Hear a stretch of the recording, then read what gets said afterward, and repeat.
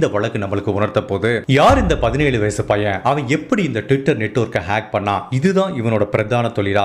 இந்த ஹேக்கிங் பண்றதுக்கு முன்னாடி அவன் என்ன பண்ணா, எப்படி இந்த நெட்வொர்க்கை ஹேக் பண்ணா, இதுக்கப்புறம் அவனோட வாழ்க்கை எப்படி இருந்தது, இது மூலமா அவனுக்கு எவ்வளவு பணம் கிடைச்சது அப்படிங்கிற ஒரு வித்தியாசமான ஹேக்கிங் ஸ்டோரியை பற்றி இன்னைக்கு நம்ம இந்த வீடியோவில் பார்க்க போகிறோம். இன்கேஸ் இந்த வீடியோ உங்களுக்கு பயனுள்ளதாக இருந்துச்சு அப்படின்னா உங்கள் நண்பர்கள்கிட்டையும் குடும்ப உறவுகள்கிட்டையும் மறக்காம ஷேர் பண்ணுங்க. இப்போ ரீசெண்ட் டேஸில் ஹேக்கிங் அப்படிங்கிற வார்த்தையை நல்லா கேள்விப்பட்டிருப்பீங்க.